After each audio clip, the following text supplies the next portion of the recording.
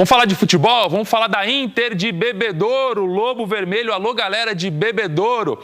Muita gente sabe que a Inter é um dos times mais antigos do estado de São Paulo, né? Mas pouca gente sabe o tanto de história que a Inter tem escondida. Então, vou mostrar para vocês um pouquinho mais da história, dos contos de causos da Inter de Bebedouro. Eu fui até lá e conto agora para vocês. Solta!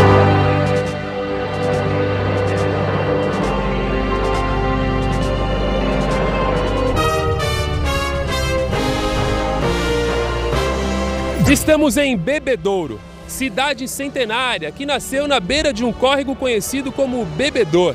Na época, muito procurado por boiadeiros e tropeiros nas longas caminhadas pelo sertão. Bebedor se transformou em Bebedouro. E assim como na maioria das cidades do interior, Bebedouro também tem um representante no esporte mais popular do país, o futebol.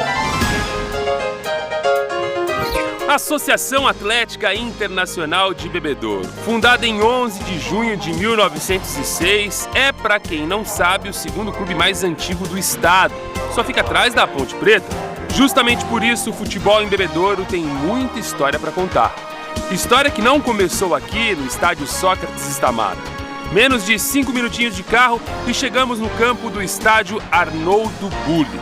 Foi aqui que oficialmente nasceu a Inter de Bebedouro. Quem nos ajuda a contar essa história é o Marcos Gamboni, jogador e filho de ex-jogador da Inter. O Internacional surgiu aí do grande patrono Arnoldo Bulli, ao qual era o nome do estádio, que era um fazendeiro na época do coronelismo e que gostava demais de futebol. E fundou o Internacional, o estádio, em 1906.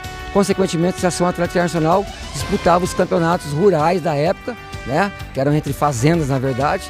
E com isso ele foi crescendo e se tornou a Associação Atlética Internacional, que está viva até hoje. Arnoldo era realmente um apaixonado e já que ele gostava tanto do time e do esporte do coração, resolveu investir um pouquinho mais. Então ele pensou, por que não fazer jogos também à noite? Foi aí que na década de 30 ele mandou instalar essas torres de iluminação. Refletores que foram importados da Inglaterra. Com isso, foi da Internacional o segundo campo brasileiro da história a ter iluminação artificial. Antes, apenas São Januário, no Rio de Janeiro. Durante muito tempo, essas lâmpadas iluminaram grandes partidas. Década de 40, 50, 60.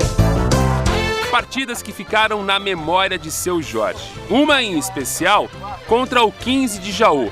A data ele não se lembra muito bem, mas o ex-lateral direito do time na década de 60 abriu a caixa de ferramentas. No popular, só parou o adversário na falta. O jogo daquele jogo que tinha um ponto esquerdo que era o ídolo lá. E aqui tinha um lateral direito que chamava Jorge Silva, mais conhecido como Jorjão, que sou eu. Jorjão sentou a botina. Nossa senhora, tá de Castelo, o homem era bom, que era uma coisa medonha. Ponto esquerdo, eu falei, deixa comigo. Os roxos na canela desse tal de Castelo ficaram para trás. Assim como as torres de iluminação, das 6 restam apenas 3. O campo já não pertence mais à Inter. No final da década de 90, o clube teve que vender seu estádio para quitar dívidas na justiça. O Arnoldo Bulli também ficou no passado. A história então passou a ser escrita em outro lugar, no estádio Sócrates Stamato. Em 111 anos de existência, por incrível que pareça, a Inter nunca disputou a primeira divisão do Campeonato Paulista. Infelizmente ainda não tivemos esse gostinho, esse prazer de chegar na primeira divisão. Batemos na trave, né?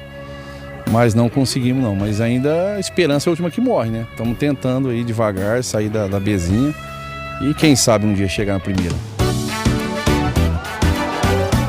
Mesmo assim, a Inter continua com uma torcida fiel, que reúne a paixão de uma cidade inteira.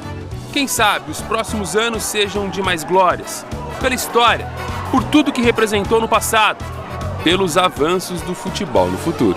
Mas a gente está tentando aí, através de algum incentivo fiscal, fizemos um projeto muito bacana. Quem sabe ano que vem vamos ter melhorias aí pro clube.